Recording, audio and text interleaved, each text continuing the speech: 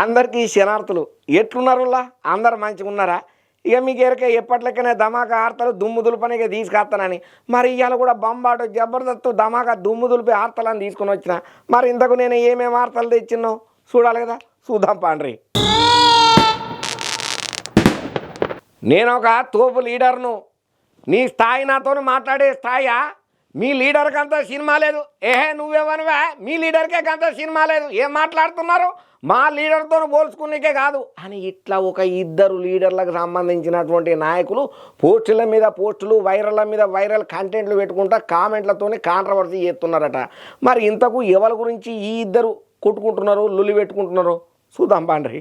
ఇక టైం దొరికినప్పుడల్లా చంద్రబాబు సార్తోని పోటీ పడకుండా ఎప్పుడు ఆయన రాజకీయ ప్రత్యర్థి చంద్రబాబే, అసలు చంద్రబాబును బతకనియొద్దు, ఉండనియొద్దు, నేనే తరిమి కొట్టినా, నేనే అసలు ఆయన ఇజ్జత్ తీసి నడి బజాట్ల పడేసిన, ఆయనకు ఒక ఇంగ్లీష్ ముక్క రాదు, ఒక తెలుగు చక్కగా మాట్లాడరాదు, అసలు ఎవరితోని ఏం ఫండ్స్ తీసుకొచ్చిండు, వాటిని ఏం డెవలప్ చేసిండని ఆయనకు ఉన్నటువంటి నాలెడ్జ్ ప్రకారం ఆయన ఎందుకో ఏమో కానీ బాబు సార్ మీద కోపంతో ఆయన కనిపించినప్పుడల్లా రాజకీయ విషయాన్ని ద్వేషాన్ని చూపెడుతూనే ఉంటాడు మన కల్వకుంట్ల చంద్రశేఖర్ రావు, తెలంగాణ కీర్తి శిఖరం కేసీఆర్ సార్. కాకపోతే పార్టీ ఓడిపోయిన తర్వాత ఫామ్ హౌస్కే ఫిక్స్ అయిపోయినటువంటి ఈ పెద్ద మనిషి పార్టీ పూర్తి బాధ్యతలను కొడుకుకు, అటు పక్కన అల్లుడు హరీష్ రావుకు, అప్పుడప్పుడు కవితకు అప్పచెప్పి ఏమైతున్నదో చూద్దామని చెప్పి టీవీలలోనైతే వార్తలు వినుకుంటా కూర్చుంటున్నాడట.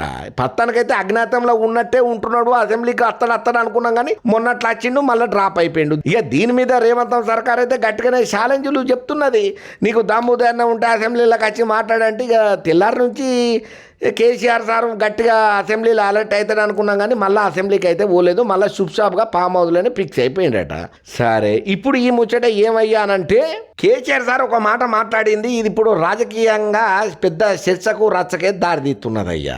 ఒక మీడియాతోని మాట్లాడుకుంటా కేసీఆర్ సారు ఏపీల పొత్తు కారణంగానే బాబు సీఎం అయ్యిండు, లేకపోతే మళ్ళా జగనే అధికారంలోకి వచ్చేటోడు, వైసీపీకి నా మద్దతు ఎప్పుడు ఉంటుంది, నేను ఒక షాడో లెక్క వైసీపీని కాపాడుకుంటా అన్నట్టుగా చెప్పకనే ఆయన మనసుల మాట అని చెప్పిండు. అయితే పార్టీ ఓటమితోని తెలంగాణలో బీఆర్ఎస్ను బలోపేతం చేయనీకనే కింద మీద దండకలాడుతున్నాడు కేసీఆర్ సారు. తెలంగాణలో ప్రాంతీయవాదాన్ని అడ్డం పెట్టుకొని రెచ్చగొట్టాలని చెప్పి ఏపీ రాజకీయాల మీద ఏదో రంగు పూసే ప్రయత్నం ఈ కేసీఆర్ చేస్తున్నాడని చెప్పి అనేటోళ్ళు కూడా లేకపోలేదు. ఏదేమైనా కేసీఆర్ మార్దిరి పార్టీ ఓడిపోగానే ప్రజాక్షేత్రంలో ఇడిచి ఫామ్ హౌస్కు మా బాబు సార్ ఎప్పుడు లేడు. ఆయన 40 ఏళ్ళ రాజకీయ అనుభవాన్ని ఒక్కసారి మీరు ఆలోచన చెయ్యుండ్రి. పార్టీ నేతలు ఎంతమంది అవమానం చేసినా కూడా చంద్రలాల్ సారు వెనక కడుగు అయ్యలేదు. అది రాజకీయ నాయకునికి ఉండాల్సింది. అసెంబ్లీలకు పోయి పోరాటం చేసేది తప్ప నీ లెక్క ఫామ్ హౌస్లో వండలేదని చెప్పి చంద్రలాల్ సార్ తాలూకా అభిమానులు అయితేనేమి, తెలుగు తమ్ముళ్ళు అయితేనేమి కేసీఆర్ సార్కు కౌంటర్ల మీద కౌంటర్లు ఇయ్యబట్టిండ్రు. గెలిచిన ప్రత్యర్థి పార్టీ విజయాన్ని అంగీకరణ చేసిండు. ప్రజా తీర్పును గౌరవం చేసి అసెంబ్లీకి వచ్చి ఆయనతో పాటు ఆయన భార్యకు అవమాన భారాన్ని కూడా మోసే పరిస్థితిని తెచ్చుకున్నారు. అయినా ఓటమికి తల వంచలేదు మా బాబు సారు, అవమానాలకు కుంగిపోలేదు మా బాబు సారు. ప్రజాక్షేత్రాన్ని ఇడిచి నీ లెక్క ఫామ్ హౌస్కు పోలేదయ్యా.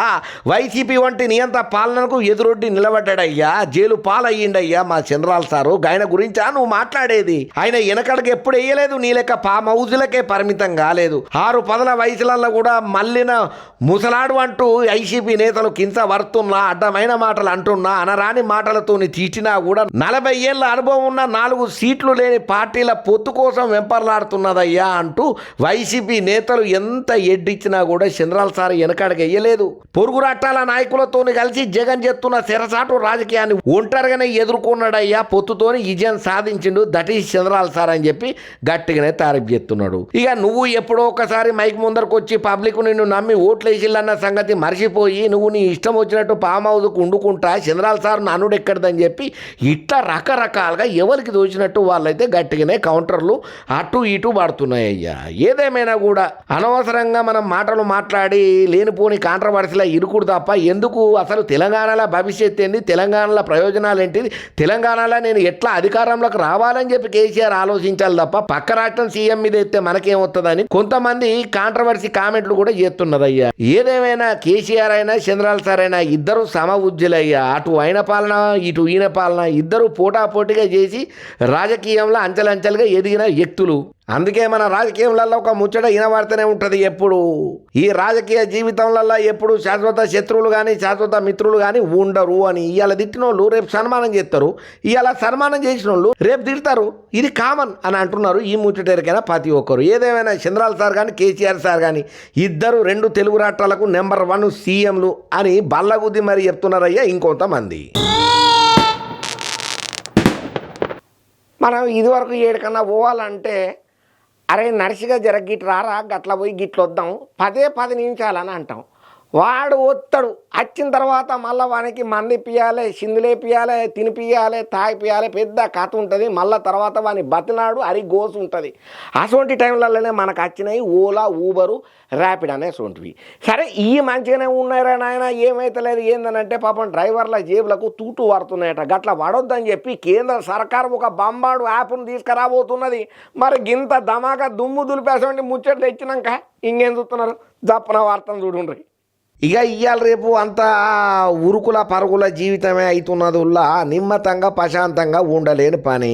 ఇక బస్సులల్లా ట్రాఫిక్లల్లా ఆడ ఈడ తిరిగి అలసి పోతుంటాము. సరే మనకి ఏదన్నా అర్జెంటుగా పని పడ్డది, ఒకవేళ మన కాడ బండి లేదు అని అంటే వాడిని మిన్ని బతిలాడుకున్నా సుతం మనకి ఇంతో అంత పైసలు ఇస్తే తప్ప పని కాదు. మళ్ళీ వానికి తాగిపియాలి, తినిపియాలి, వానికి అయ్యా అమ్మ అనుకుంటా బతిలాడితే తప్ప వాడు మనని దింపడు. గసవంటి టైంలల్లో మనకు వచ్చినాయే ఓలా, ఊబరు, ర్యాపిడో అని కొన్ని 2 వీలర్ బండ్లతోనే వచ్చిళ్ళు. మనం యాడున్నా కూడా జస్ట్ మన జేబులకెంచి ఫోన్ తీసి ఒక చిన్న కటక నొక్కంగానే 10 నిమిషాలలో మన ఇంటికాడికి వచ్చి మనం ఎక్కించుకొని పోయి మనం ఏడ దింపమంటే ఆడ దింపుతాడు. మళ్ళీ ఆడ పని అయిపోగానే మళ్ళీ తీసుకొచ్చి సీదా మన ఇంటికాడనే దింపుతాడు. ఇది మనకు అందరికి ఎరికైనా ముచ్చట్నే. ఇంతవరకు మంచిగానే ఉన్నటువంటి ఓలా, ఊబర్, ర్యాపిడోళ్ళకైతే సుక్కలు చూపించే పని కేంద్ర సర్కారు ముంగటేసుకున్నది. ఆగ్గో వీళ్ళకు వాళ్ళకేం గొల్లేసి అప్పుడు ఏం ముచ్చట చెప్తున్నావయ్యా అనంటే ఇక ఈ ఓలా, ఊబరు, ర్యాపిడోకి అన్నీ ఉన్నాయి కదా, కార్ అని, బండని, ఆటోని, ఈ మన సవలతుని బట్టి ఏది పడితే అది బుక్ చేసుకొని మనం ఏడికి పోవాలని అడిగిపోతాం. అయితే మనం యాప్లలో రిజిస్ట్రేషన్ చేసుకుని డ్రైవర్ల నుంచి వాళ్ళ కంపెనీ కూడా కొంత పైసలను అయితే కమిషన్ రూపంలో తీసుకుంటది. దీనివల్ల డ్రైవర్లకు నష్టం అవుతున్నదట. ఇక ఈ సమస్యకు చెక్కు పెట్టేటందుకు, డ్రైవర్లకు మేలు చేసేటందుకు కేంద్ర సర్కారే రంగంలోకి దిగబోతున్నది. ఓలా, ఊబర్లకు పోటీగా కొత్త యాప్ను తీసుకురాబోతున్నది అయ్యా. ఇక ఓలా, ఊబరు, ర్యాపిడోల దోపిడీకి చెక్కు పెట్టుకుంటా డ్రైవర్లకు లాభం చేకూర్చేటట్టు కేంద్ర సర్కారు సహకార ట్యాక్సీని తీసుకురాబోతున్నట్టుగా కేంద్ర హోంశాఖ మంత్రి అమిత్ షా సారు పార్లమెంట్ వేదికగా ప్రకటన చేసిండు. ఈ సహకార ట్యాక్సీ యాప్ కింద ఓలా, ఊబర్ లెక్కనే ఇది రైడ్లను కూడా సర్వీసులను ఇత్తదట. 2 వీలర్ ట్యాక్సీలు, ఆటోలు ఈ యాప్ లో రిజిస్టర్ చేసుకోవచ్చు అని చెప్పి అమిత్ షా సార్ చెప్పుకుంటూ వచ్చిండు. ఇంక అంతేనే కాదు, సహకార యాప్ ఓలా, ఊబరు, ర్యాపిడోల లెక్కనే డ్రైవర్ల దగ్గర నుంచి ఎటువంటి పైసలు వీళ్ళు వసూలు చేయరట. మొత్తం వాళ్ళకి అంటే వచ్చిన రూపాయి సుతం డ్రైవర్లకే సొంతమట. ఖాళీ జస్ట్ సర్వీసు ఇత్తదన్నట్టు ఈ కేంద్ర సర్కారు పైసలు ఆశించదు డ్రైవర్ల నుంచి. ఇక మామూలుగా జనరల్గా చెప్పాలంటే ఓలా, ఊబర్ వంటి పెద్ద కంపెనీలు, ర్యాపిడో అసొంటివి కస్టమర్ నుంచి తీసుకున్న ఛార్జీలలో కొంత కోతనైతే పెట్టి వాళ్ళు కమిషన్ రూపేనా మింగుతారు. అసలు ముచ్చటకత్తే వీళ్ళు సంపాదించుకున్న దానికంటే కష్టపడ్డ దానికంటే కూర్చుండి వాడే ఎక్కువ తింటాడు. ఇక ఇటువంటి సమస్యలను గట్టిగానే ఆలోచన చేసినటువంటి కేంద్రము సహకారి ట్యాక్స్ యాప్ను తీసుకురాబోతున్నది. ఇక ఈ ముచ్చట్లలో అమిత్ షా సార్ మాట్లాడుకుంటా మా నినాదం సహకార సే సమృద్ధి. అయితే దీన్ని కేవలం నినాదాలకే పరిమితం మేము చెయ్యము, దీన్ని క్షేత్రస్థాయిలో అమలు చేయనీకనే ప్రయత్నం చేస్తున్నాం. ఈ సహకార యాప్ తయారీ కోసము మా ప్రభుత్వం 3.5 సంవత్సరాల సంధి అవిశ్రాంతంగా రికాం లేకుండా పని చేస్తూనే ఉన్నది. డ్రైవర్లకు లాభాలు అందించేటట్టుగా ఈ యాప్ను మేము తొందరలోనే అందుబాటులోకి తీసుకురాబోతున్నామని చెప్పి చల్లటి ముచ్చడి చెప్పిండు అయ్యా అమిత్ షా. ఇక ఏదేమైనా ఇప్పుడు చెప్పినటువంటి ఈ మాట విన్న ప్రతి ఒక్కరైతే మస్తు ఖుషి అవుతున్నారు. వా అమిత్ షా సార్ ఏమన్నా మాట చెప్పినవా, నిజంగా జై హో మోడీ సార్, జై హో కేంద్ర సర్కార్, జై హో అమిత్ షా సార్ అని చెప్పి మస్తు తారీఫ్ చేయబట్టిండ్రు ఈ ముచ్చటరికైనా ప్రతి ఒక్కరు. ఇక ఎప్పుడైతే అమిత్ షా ఈ మాట చెప్పిండో అప్పటి సంది డ్రైవర్లు అయితే మస్తు ఖుషీలు ఉంటున్నారు అయ్యా. ప్రతి ఒక్కరు ఆనందంతో అబ్బాబ్బాబ్బా ఎప్పుడు వస్తుందా ఈ యాప్ అని చెప్పి ఈ కళ్ళల్లో ఒత్తులు వేసుకునే ఎదురు చూస్తున్నారట. ఆ సార్ను కావాలనే చేసిళ్ళు. ఇది ఖచ్చితంగా రాజకీయ కుట్ర, దీని వెనకాల ఎవరున్నారో దొరకబట్టాలి అని మస్తు గరమవుతున్నది షర్మిలక్క. ఎందుకయ్యా ఏమిటి కోసానికి ఉన్నట్టుండి షర్మిలక్కకు గంత కోపం వచ్చిందనంటే ఈ పాస్టరు ప్రవీణ్ పగడాల సార్ ఉన్నాడు కదా, పాపం ఉన్నట్టుండి అనుకోకుండా జీవిడ్చిన పరిస్థితికి వచ్చింది.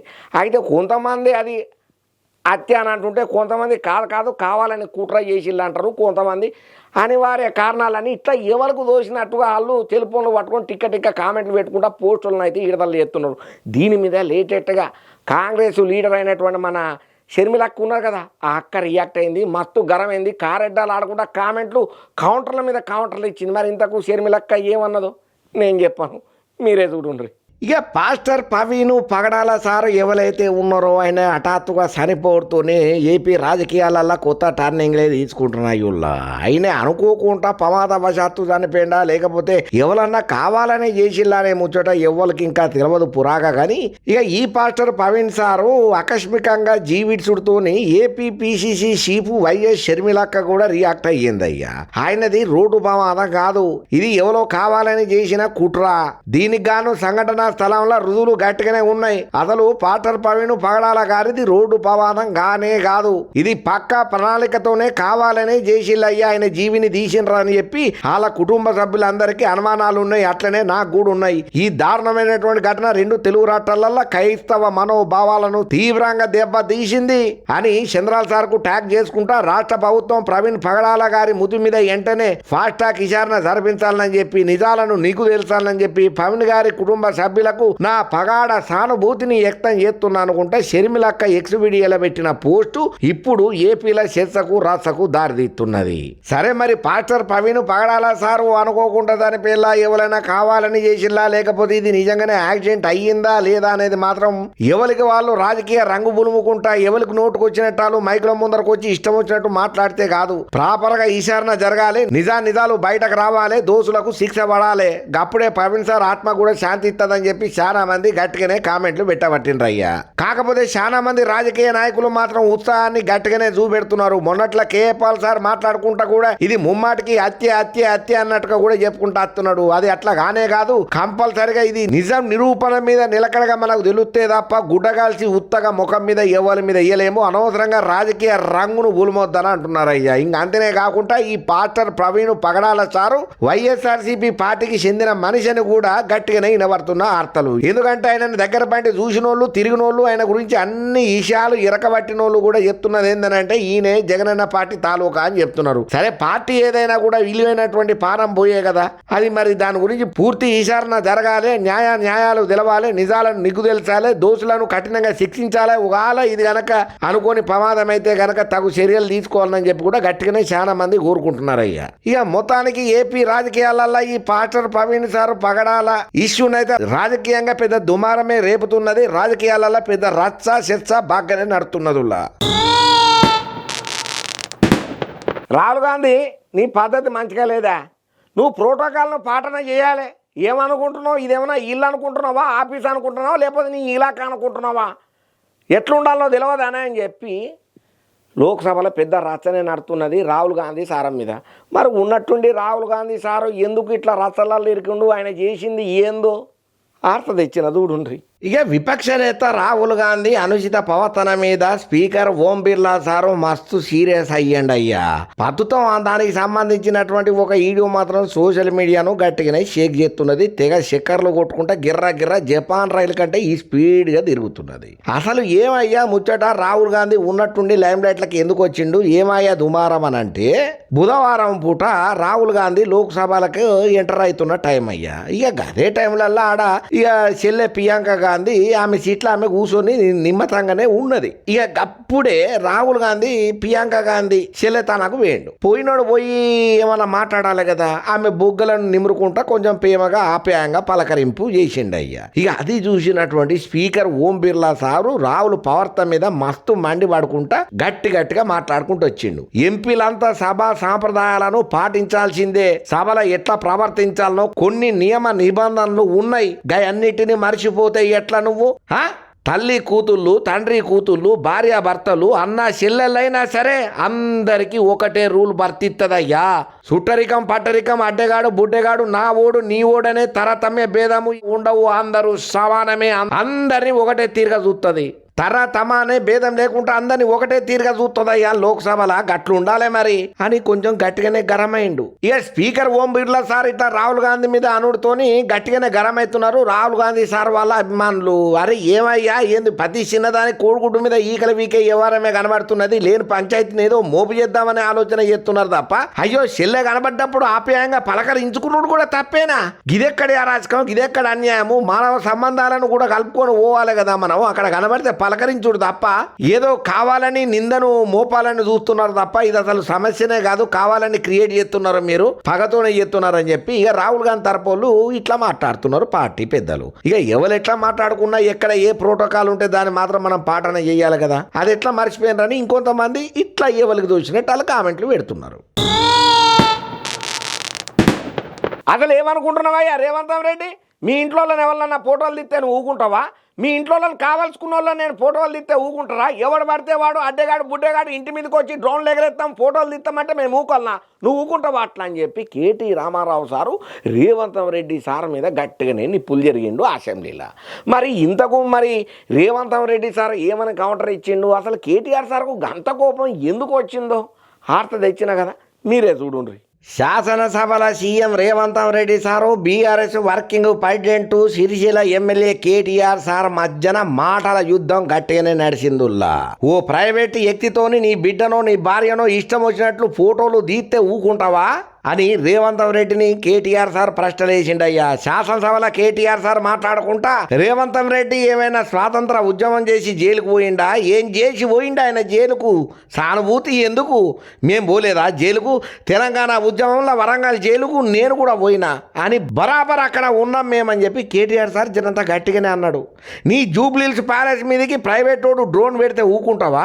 అక్కడ నీ బిడ్డనో నీ వైఫో ఉంటే వాడు ఇష్టం వచ్చినట్టు ఫోటో తీస్తే నువ్వు ఊకుంటావా?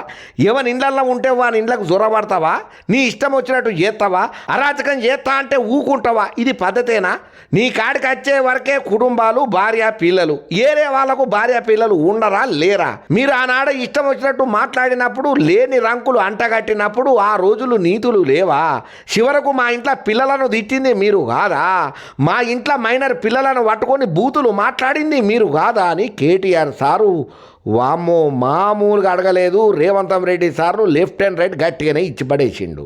అసలు జైలుకి ఎవరు పంపుతారు? ప్రభుత్వాలు పంపుతాయా? కోర్టులు పంపుతాయి. అసలు జైలుకి ఎవరు పంపుతారు? ప్రభుత్వాలు పంపుతాయా?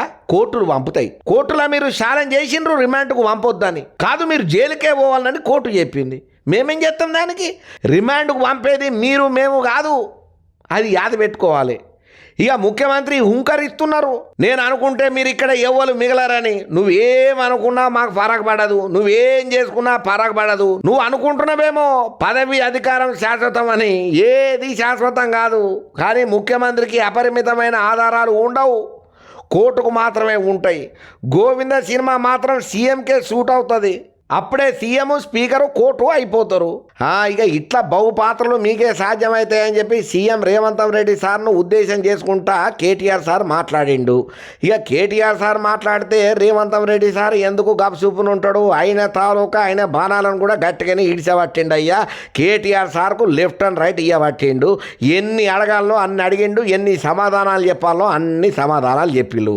ఇక ఇద్దరు సమ ఉజ్జిల్లాంటి లీడర్లు వాదోపవాదాలు చేసుకుంటే మాటల తూటాలను వేల్చుకుంటుంటే ఒకరి మీద ఒకరు హాలు మొత్తం నిశ్శబ్దంగా వీళ్ళిద్దరు మాటలను వినుకుంటా ఏం చేయాలని అర్థం కాక డైలామాల అట్టనే చూసుకుంటా కూర్చున్నారట. రాజు తలుచుకుంటే దెబ్బలకు కుదవలేదని అంటారు. వడ్డిచ్చేటోడు మనోడైతే ఏ మూలకు కూర్చున్నా నల్లి బొక్క వాడుతుంది అంటారు కదా. అన్నట్టు ఈ సామెత నిజమేనా? ఏమో ఇప్పుడు జగనన్న చేస్తున్నటువంటి కొన్ని పనులను చూస్తుంటే మాత్రం అవు కదా, జగనన్న చేసిండు ఈ పని అంటే ఆ సామెత కూడా బరాబర్ వాజిబ్ మాటనే అని తట్ట అనిపిస్తున్నది. మరి ఉన్నట్టుండి జగనన్న ఎన్నడూ లేని విధంగా ఒకరికి పదవిని కట్టబెట్టిండు. అది కూడా లేని పదవినే కొత్తగా క్రియేట్ చేసి మరి ఆయనను ఇరికిచ్చిండు. ఇప్పుడు అట్లా ఇరికిచ్చుడుతోని వైసీపీ పార్టీలలోనే ఒకరికొకరు చెవులు కొరుక్కునుడు స్టార్ట్ చేసిండు. మరి ఇంతకు ఎవరు ఏమా కథ ఆర్త వచ్చింది కదా, చూడండి మీరే. మామూలుగా మనం ఎప్పుడూ ఒక సామెత ఇంటనే ఉంటాం. రాజు తలుచుకుంటే దెబ్బల కొదవరా, వడ్డించేటోడు మనోడైతే ఏ మూలకున్నా నల్లి బొక్కలు పడతాయని కదా. ఇప్పుడు ఎందుకు చెప్తున్నానయ్యా ఈ మాట అంటే, ఈ వైసీపీ పెద్దలను చూస్తే ఇప్పుడు ఈ కరెక్టే బరాబర్ సామెతనే కదా అనిపిస్తుంది. ఎందుకనంటే జగన్ అన్న ఇప్పుడు తీసుకున్న నిర్ణయం పార్టీలల్లా అందరూ ఆలోచన చేసేటట్టుగా చేస్తున్నది. ఎందుకంటే మొన్నట్లనే అయినటువంటి ఎలక్షన్లల్లో 151 సీట్ల నుంచి అమాంతం 11 సీట్లకు పడ్డటువంటి వైసీపీ కనీసం 10 బచ్చ హోదాకు కూడా నోసుకోలేదు. అయ్యే ఇది చాలా ఘోర అవమానము, పరాజయము. ఇక దీని మీద మనం ఎంత తక్కువ మాట్లాడుకుంటే అంత మంచిది. ఇక ఆ లోపలికి మనం పోతలేం. కానీ కాకపోతే కొంతమంది మాత్రము ఈ తతంగం అంతా ఎరకై పార్టీని ఎలక్షన్ల ముందు కంటేనే ఈడిపోయినరు అయ్యా. అంటే పార్టీలకించి జంప్ అయిపోయినరు. ఇక ఎలక్షన్ల ఫలితాలు బయటకు వచ్చిన తర్వాత చాలా మంది నేతలు అయితే పార్టీకి దూరంగానే బతుకుతున్నారు, దూరంగానే ఉంటున్నారు. పార్టీకి గదే వైఎస్ఆర్సీపీ పార్టీకి అంటి ముట్టనట్టుగా ఉంటున్నారు. ఇక పోనీ మిగిలిన వాళ్ళనన్నా కాపాడుకుందాం అంటే వాళ్ళు కూడా గంతకే ఉన్నారు అన్నట్టు. ఇక మామూలుగా అసలు ముచ్చట్లకు వస్తే ఎక్కడన్నా పార్టీకి అధ్యక్షుని తర్వాత కార్యనిర్వహణ శాఖ అనేది ఒకటి ఉంటుంది కదా, దానికి అధ్యక్షుడు కానీ ఉపాధ్యక్షుడు కానీ ప్రధాన కార్యదర్శులు కానీ అధికార ప్రతినిధులు కానీ కార్యవర్గ సభ్యులు కానీ ఇటువంటి పదవులు ఉంటాయి. ఇక అనుబంధ విభాగాలకు ఆయా విభాగాల అధ్యక్షులు మాత్రమే ఉంటారు అన్నట్టు. అయితే ఇప్పుడు వైసీపీ ఓ కొత్త సంస్కృతికి తెరలేపిందని చెప్పాలి. అనుబంధ విభాగాలకు కూడా వర్కింగ్ ప్రెసిడెంట్లు ఉంటారు అనుకుంటా కొత్త పదవులను క్రియేట్ చేసి మరి పదవులను గట్టబెడుతున్నారయ్యా. ఇది ఒకంత షాకింగ్ అయ్యే ముచ్చట్ని. ఎందుకంటే రాజకీయాలలో ఇది ఒక కొత్త ట్రెండ్ అనే చెప్పాలి. ఎందుకంటే లేని పదవులను క్రియేట్ చేసి మరి ఇస్తున్నాడు చూడు జగనన్న. ఆ జగనన్న నువ్వు మామూలుని కాదన్న అని చెప్పి కొంచెం నోరిలో పెట్టి సప్పట్లు కూడా కొడుతున్నారు. ఏం అర్థం కాక ఎడ్డి సూపులతోని. ఇక మామూలుగా పార్టీలో ఎవరెవరైతే బాగా యాక్టివ్గా ఉంటారో వాళ్ళను ఎరకబట్టి వాళ్ళకు కావలసినటువంటి ప్రాధాన్యత ఇచ్చే ముచ్చట్లల్లా వాళ్ళకు క్రియాశీలకమైనటువంటి పాత్రను కట్టబెట్టబోతున్నారు. ఇంట్లో భాగంగానే ఇప్పుడు వైసీపీ యువజన విభాగానికి వర్కింగ్ ప్రెసిడెంట్ పేరు మీద ఒక కొత్త పదవిని అయితే క్రియేట్ చేసిల్లని చెప్పుకున్నాం కదా. ఆ పదవికి రాయలసీమల నంద్యాల జిల్లా నందికొట్కూరు నియోజకవర్గ సమన్వయకర్తగా ఉన్నటువంటి బైరెడ్డి సిద్ధార్థ రెడ్డిని నియామకం చేసిల్లు. ఇక ఈ ముచ్చట్లల్లో తాడపల్లిల పార్టీ కేంద్ర కార్యాలయం ఓ అధికారిక ప్రకటన అయితే విడుదల చేసింది. ఇక వైసీపీ అధికారంలో ఉన్నప్పుడు ఏపీ క్రీడా ప్రాధికార సంస్థ గదే అంటాం కదా షాప్ అని, దానికి చైర్మన్ గా సిద్ధార్థ రెడ్డి పనిచేసిండు అయ్యా. ఇక ఆడుదాం ఆంధ్రాల నిధుల దుర్వినియోగంలో కూడా నాటి క్రీడా మంత్రి ఉన్నది కదా పెద్దక్క పైరో బ్రాండు ఆర్కే రోజాతో పాటుగా సిద్ధార్థ రెడ్డి కూడా ఇప్పటికీ స్టిల్లు ఆరోపణలు ఎదుర్కొంటున్నాడు. ఇప్పుడు ఈయనకు కొత్తగా జగనన్న పిలిచి పదవికి అట్టబెట్టేసరికి ఎవరికి ఏం అర్థమైతే లేదట. జగనన్న ఏం ఆలోచన చేస్తున్నావు అన్న, నీకు దండం పెడితే ఇప్పుడు ఉన్నోళ్ళ మీదనే ఎలిగేషన్లు సరిపోతలేవురా, ఒక్కొక్కడు లోపలికి వస్తాడు అని అంటే మళ్ళీ ఇప్పుడు కొత్త పదవి ఎలిగేషన్ ఉన్నోని మీదనే మళ్ళీ నువ్వు రాసుకుంటున్నావు ఏమన్నా ఒక్కసారి ఆలోచించని చెప్పి ఆ పార్టీలు ఉన్నోళ్ళే గట్టిగా మాట్లాడబడుతున్నారట జగనన్నతోటి. మరి జగనన్న తెలుసు కదా, ఒక్కసారి కమిట్ అయితే నా మాట నేనే వినను అని అనుకుంటా పోతాడా, లేకపోతే పార్టీలోళ్ళు కూడా చెప్పింది మనం విందామని చెప్పి వింటాడో మనకు మాత్రం ఏం తెలుసు, చూద్దాం. అబ్బా మొత్తానికి తెచ్చిన కాడికి వార్తలు మొత్తం పురాగా చెప్పేసిన అన్నట్టు చెప్పుడు మర్చిపోయినా. ఈ వార్త మీకు నచ్చిందా? నచ్చితే మన వీడియోని లైక్ చేయండి, షేర్ చేయండి, కామెంట్స్ సుతం పెట్టుండ్రి అన్నట్టు. మన మెగా9 టీవీని సబ్స్క్రైబ్ చేసుకుంటూ మాత్రం అస్సలకే మర్చిపోకుండ్రి. మళ్ళీ ఇంకిన్ని వార్తలతోటి నేను అత్తనే ఉంటా.